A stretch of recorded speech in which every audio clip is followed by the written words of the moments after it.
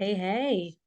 So, as promised, I decided to just hop on and start talking a little bit about the science and philosophy that starts to come together and give us these aha moments about how our body works. So, the first thing I want to talk about is the vagus nerve. We already dipped a little bit into this, right? Your vagus nerve is your 10th cranial nerve, starting at um, the base of your brainstem, actually, and travels down your spinal column. And it's a very thick, juicy nerve, and it is in charge mostly in charge of your parasympathetic nervous system, which means that is your rest and digest or recovery state. And as we've also already discussed, you also have your sympathetic nervous system, which is more that stress, action taking, fight or flight energy. Um, so when we come into stress, whether it's normal stress or chronic or acute or a major traumatic event or anywhere on that spectrum, your sympathetic nervous system is what brings you into activation. It moves you into action taking. Your blood pressure might increase. Your breathing will shift. Your digestion will slow because these type of functions of the body are less important when the body believes that it is under stress or in danger. Okay. And then a lot of the systems will operate, the systems of your body will operate a little bit more efficiently and optimally when the body is in a parasympathetic nervous system state, meaning you're in rest and digest. You have uh, a sense of safety in the body where everything can run because you are in stasis, right? Homeostasis.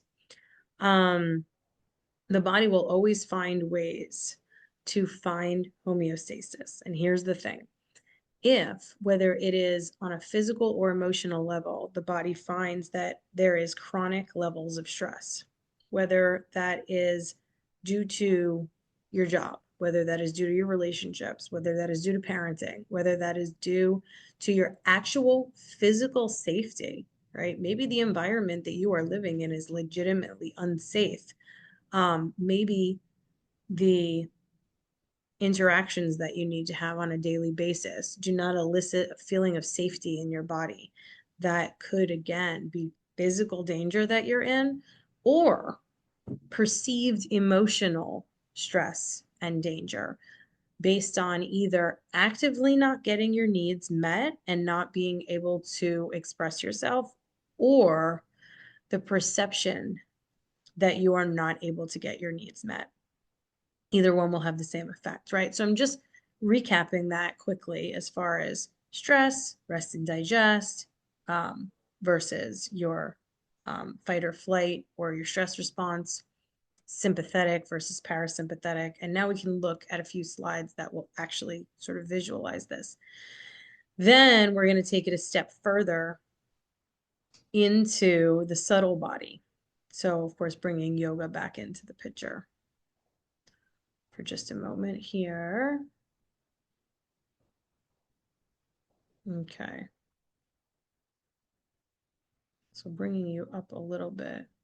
So we already discussed a bit about your vagus nerve here. So the um, cool thing to point out to you, I'm just going to make this a little bit bigger, right? The cool thing about the vagus nerve, the important thing to remember about the vagus nerve is that 80% of the fibers of the nerve, so it's just not one nerve, we're already kind of like bringing that point home. It's it's many nerves, and what the reason that we even that it's even called the vagus nerve is for the word vagabond, meaning it travels. And we're going to get into that next because obviously if the vagus nerve is in charge of the functioning of so many the turning on or off, or essentially turning the dial up or down on so many of our systems internally based on the state of either safety or danger your body is in, then obviously that nerve branches out. It travels, it branches out, and it connects to a lot of other different parts of the body. So the fibers, 80% of the fibers of the vagus nerve are afferent, meaning they carry messages from the body to the brain. So from bottom up. So if we think about what that means, right, it means sort of like, actually, we've already discussed even a somatic experience where you have like a gut punch, for example.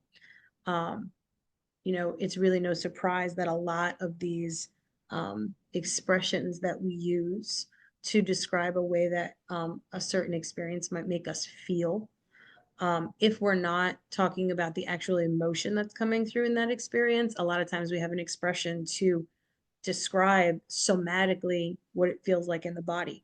A gut punch, um, butterflies in the belly. You can think of those as like the same but opposite experiences, right? Like if I'm experiencing a gut punch, it feels a lot like a squashing down or a shutting down or a suppression, right? Meanwhile, butterflies in the belly means excitement, inspiration, and passion, right? Joy, pleasure. So it's very interesting that, naturally we come up and in connection with these ways of expressing this internal experience. And so many of them are bottom up experiences, like something that starts inside and then the messaging that moves up through the vagus nerve fibers and to the brain. So the other 20% of the fibers are efferent, meaning they carry messages from the brain to the body, top down. Still a very, very important direction for that information to travel, right? For example, there might be a story stored inside the brain, inside your memory bank, about putting your hand close to a fire and having your fingertips burn. Well, that story lives in the brain. That memory is giving you a belief system about making sure that you don't repeat that, right? So that story or that belief system will send information down into the body and therefore potentially move your hand away, for example. So we really do need a lot of that body-based somatic practices, communicate safety through the pathways of the vagus nerve and make the vast majority of the visceral fibers of the vagus nerve. So when we're talking about somatic practices, it's so many of the things that we're doing. So essentially, when we practice yoga, breath work, meditation, somatic movement, gentle shaking out, dancing, singing, even art, we create that sense of presence, which might even expand into that Zen space of being like calm and in the zone, very meditative. We can spend longer periods of time, not only with our awareness in our body, but also feeling safe in the body. That doesn't always come as easily in the beginning, especially if we have experienced trauma. Um, but these type of body-based somatic practices, that's all it is. It's a practice, right? It's giving us an opportunity to practice being more in the body so that we can more naturally and optimally operate physiologically, since 80% of that communication is supposed to be coming from the body and up towards the brain. So, oh, no, too far. I'm moving on here to a slide that looks crazy. It says parasympathetic innervation. So this is just quickly pointing out where the vagus nerve travels out and away from the axis and toward other organs and systems, as a means to essentially help regulate, depending on whether or not the vagus nerve is stimulated, in which case we have calm presence and safety in the body and we are in rest and digest, or if we are in the sympathetic nervous system response. Um, So as you can tell, we're kind of looking like you could look at this and say we're like looking through the back of someone's skull, right? So there's like the brainstem and then the vagus nerve traveling down. Maybe I can use my actual pointer here. And you can notice that there's so many things that it branches out to. The yeah, I forget how to pronounce this. Ganglion, lecrum gland. So it's not branching out to the pineal gland particularly, which is middle of the head at your third eye, but it does branch out to other surrounding glands and also to the eyes. So, for example, when we are in danger and the pupils dilate, that is the reason, because your vagus nerve is directly connected to your eyes. It's also directly connected to your salivary glands. Um, Example, mouth getting dry when you're either nervous or worried or fearful, which will also connect a lot to your digestive as well, like decreased appetite when you feel that you are under stress or under threat. Um, the vagus nerve also branches out to your heart, right? It has a lot to do with your heart rate, depending once again whether you are in a calm present state or whether you are under stress or in danger. It branches out to your lungs, liver, gallbladder, stomach, spleen, pancreas, rectum, kidney, bladder. So as you can tell, all up and down your axis, branching out from the center and towards all of these systems. Um, you're going to have access to these slides, so you'll be able to come back and read a little bit more in detail of exactly where the connections are if you're interested in the actual innervation points. So I'm just going to scroll down and for just a minute, flip it towards yoga philosophy. And I shouldn't even really say yogic philosophy because this is really Vedic science. So basically, the Vedas are one of many ancient scriptures. We're going back 6 to 8,000 years that were the actual beginning of yoga, right? So yoga didn't begin as movement and asana. Yoga began as a philosophy, which at the time was science, right? It was, in fact, what they knew with what they had, right? So Vedic science, going back to the chakras and plexus analogy in Vedic science. What I'm pointing out here is specifically the chakra system. So we have all heard of working with our chakra or our source energy, our energy zones, and there are 7 chakras. We'll just review very quickly, starting from the bottom, which is actually your first chakra. I know it says 1 through 7 going down. Historically, I've always, sort of, if we're numbering, it would be 1 at the bottom because the reality is that all of your parts that are even developed in utero are actually developed from the bottom down, from your root area upward. So your root chakra is actually your first chakra.